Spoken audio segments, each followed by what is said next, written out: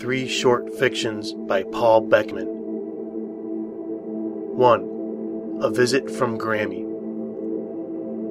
I play to win, so don't fuck with me, Grammy Esta said as she dealt out a hand of gin. I was 14, and had just met her for the first time, and didn't know how to take her. She was young for a grandmother, and looked the same age as my friends' mothers. 2 cents a point to 100, and a double for a schneid. Got it? I have to go to my room and get my piggy bank. I don't carry money around unless I'm going to the mall. Go ahead and get your piggy bank and think of this experience as going to the mall with Grammy. Grammy won all the money in my piggy bank, and then she won my piggy bank on a schneid. The next night, while Mom was working, Grammy showed me how to play 5-card stud, and since I didn't have any money left, she gave me my choice of washing her car or her hair. I chose the car. Mom was off the next 2 nights, and we went out for dinner one night and to the movies the next. That next night, I learned backgammon. Boy, did I learn. Grammy creamed me and gave me a break from having to pay off on any bet. I did win 2 games, though. Ever hear of strip poker? She asked the following night when we were driving back from Burger King. Kinda, I said, but I've never played it. Well, Sonny, after tonight you won't be able to say that again. I was down to just my tidy-whities, and Grammy had only her panties and bra. I need a beer for the next hand, she said. Want one? You bet. Grammy had just dealt me a pat hand, 3 4s and a pair of queens. A full house, and I was sitting all smug-like, sipping on my beer, and trying to decide if I was going to call for her panties or her bra. I'd never seen what was under either, and I got a woody just thinking about it. She drew 2 cards and shuffled them without looking, then held them close to her face and squeezed out the hand nice and slow with a whistle or a after each card was exposed. Straight, Grammy said. Read 'em and weep. And she turned her cards over one at a time, torturing me with the slowness, and when she finished, I said, full, and threw them face up on the table all at once. What'll it be, big boy? The twins or Miss Puss? She said, acknowledging my superior full house. Mom, leaning against the door jamb, cleared her throat.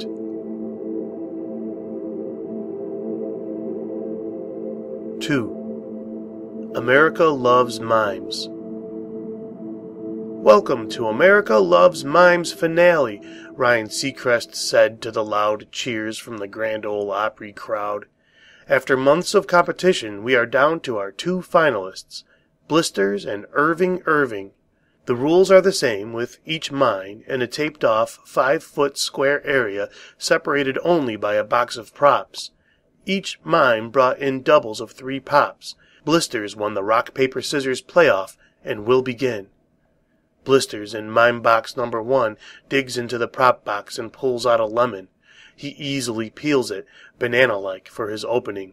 He finishes peeling and bites off chunks, banana style, making yummy, wide-mouthed mime faces, and finishes off the lemon and tosses the rind over his shoulder. He throws his arms out to the crowd, steps back and does a courtly bow, and slips on the rind like a banana pratfall. He smiles and flaps his hands out while lying on his belly.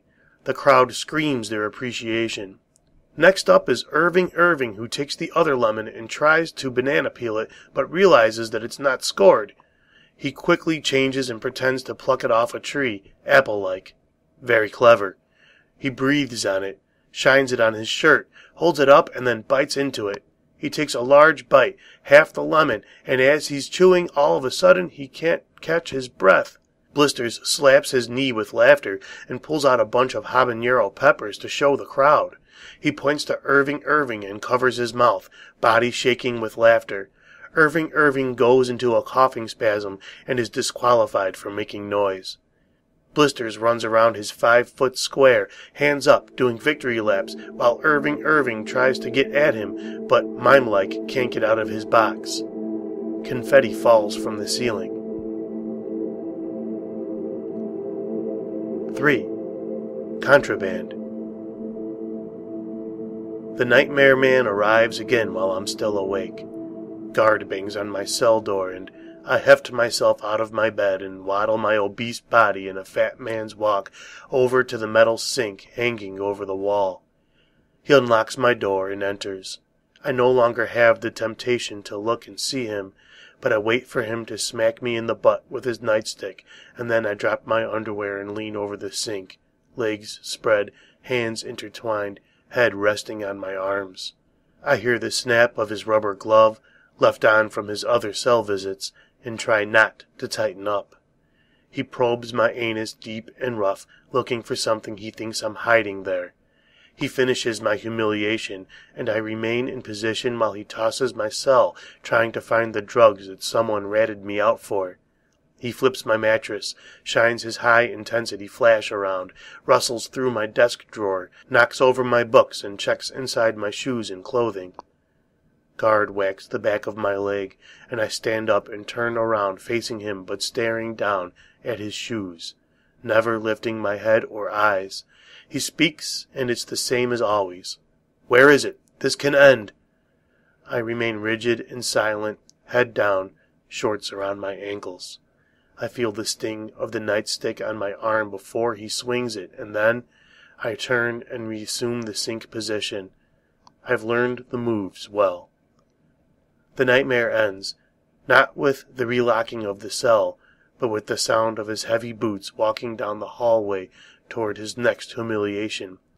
I push myself upright and then bend down and pull up my underwear.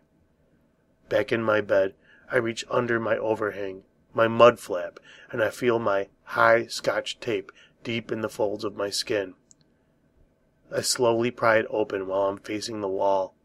I reach into the brown powder with my thumb and snort what I extract with my nail.